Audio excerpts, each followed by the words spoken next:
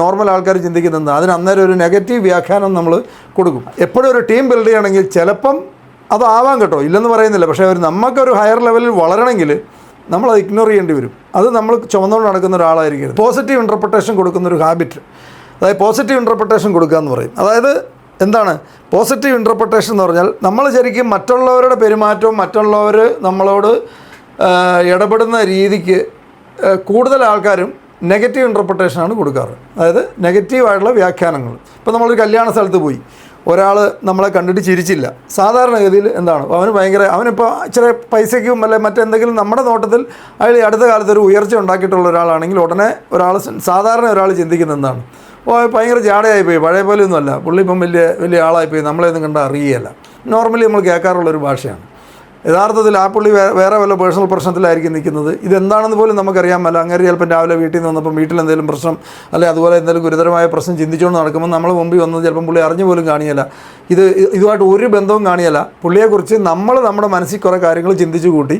ആ പുള്ളി പണ്ടത്തെ പോലെയല്ല. ഇനി ആ പുള്ളി ഇച്ചിരി മോശം കണ്ടീഷനാണെങ്കിൽ അന്നേരവും വ്യാഖ്യാനങ്ങളുണ്ട് നമുക്ക്. ആ മിണ്ടാൻ പോലും പറ്റുന്ന സാഹചര്യത്തിലല്ല, പുള്ളി ആകെ കൂടി തകർന്ന മട്ട, നമ്മളെയൊന്നും കണ്ടിട്ട് ഒരു മനുഷ്യനെ കണ്ടിട്ട് ഒരു മുഖത്തൊരു ചിരി പോലും ഇല്ല. അന്നേരവും നമ്മൾ നെഗറ്റീവ് ഇൻ്റർപ്രിട്ടേഷനാണ് പിന്നെയും കൊടുക്കുന്നത്. ഇത് നമ്മൾ ചിന്തിക്കുന്നതല്ല, പബ്ലിക് സാധാരണ ചിന്തിക്കുന്നതുമായിട്ട് ഒരു ബന്ധം ഉണ്ടാകത്തില്ല. അല്ല, നമ്മളൊരാളെ ടീം ബിൽഡ് ചെയ്തുകൊണ്ടിരിക്കുന്നതിനിടെ ഒരാളെ നമ്മൾ ഫോൺ വിളിച്ചു, ഇന്നലെ ചിലപ്പോൾ എന്തെങ്കിലും പറഞ്ഞ് ഇഷ്ടപ്പെടാതെ പറ്റിയിട്ടുണ്ടാവാം എന്ന് നമ്മുടെ മനസ്സിൽ തോന്നലായിരിക്കും.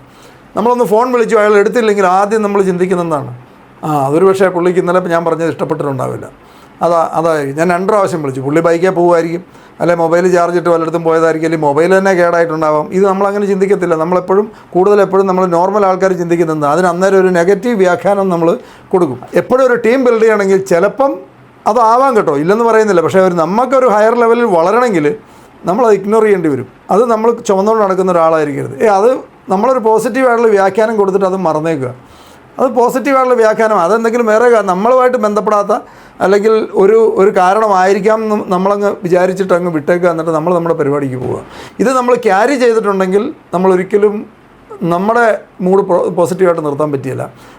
അത് നമ്മളെ വേട്ടയാടിക്കൊണ്ടിരിക്കും. അത് നമ്മുടെ വളർച്ചയെ തടസ്സപ്പെടും. അത് ടീമിലുള്ള കമ്മ്യൂണിക്കേഷൻ മറ്റുള്ളവരുമായിട്ട് നമ്മൾ ഇടപെടുമ്പോഴൊക്കെ നമ്മൾ അറിയാതെ നമ്മുടെ മൂഡിനെ ബാധിച്ചിട്ടുണ്ടാകും. അപ്പം എപ്പോഴും പോസിറ്റീവ് ഇൻ്റർപ്രിട്ടേഷൻ കൊടുക്കുന്ന ഒരാളായിട്ട് മാറാൻ വളരെ പ്രധാനപ്പെട്ടാണ്.